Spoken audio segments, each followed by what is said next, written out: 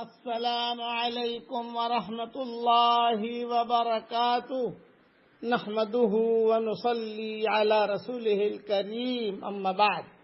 آج کا سبق سن لیجئے۔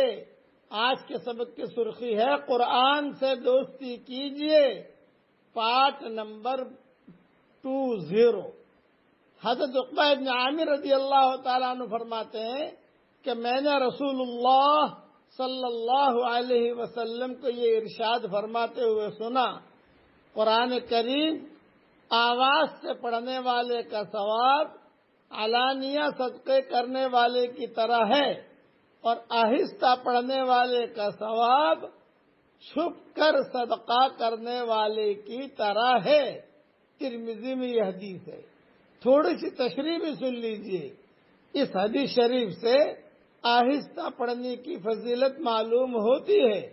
یہ اس صورت میں ہے جبکہ ریا کا شبہ نہ ہو۔ اگر ریا کا شبہ نہ ہو اور دوسرے کی تکلیف کا اندیشہ بھی نہ ہو تو دوسری روایت کی وجہ سے بلند آواز سے پڑھنا افضل ہے کہ یہ دوسروں کے لیے ترغیب کا ذریعہ بنے گا۔ یہ پوائنٹ ذہن میں رکھنا۔ دوسری حدیث سنیے۔ حضرت ابو موسیٰ رضی اللہ تعالیٰ عنہ روایت کرتے ہیں کہ رسول اللہ صلی اللہ علیہ وسلم نے ان سے ارشاد فرمایا، اگر تم مجھے گزشتہ رات دیکھ لیتے جب میں تمہارا قرآن توجہ سے سن رہا تھا۔ ابو موسیٰ اشعری پڑھ رہے تھے اور رسول اللہ صلی اللہ علیہ وسلم توجہ سے چپکے سن رہے تھے، تو فرمایا اگر تم مجھے گزشتہ رات دیکھ لیتے جب میں تمہارا قرآن توجہ سے سن رہا تھا تو یقیناً خوش ہوتے۔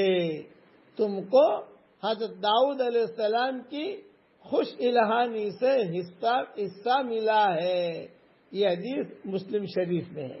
اس لیے جو آواز پسند ہو وہ قرآن کی آواز جو قرآن پڑھتے ہیں آدمی دھیان سے سنے۔ یہ بھی ثابت ہوا کہ دوسرے کا قرآن سننا بھی چاہیے اور خود پڑھنا بھی چاہیے۔ یہ بھی قرآن کا ایک حصہ ہے۔ اللہ تعالی ہم سب کو عمل کرنے کی توفیق عطا فرمائے، آمین۔ وآخر دعوانا ان الحمدللہ رب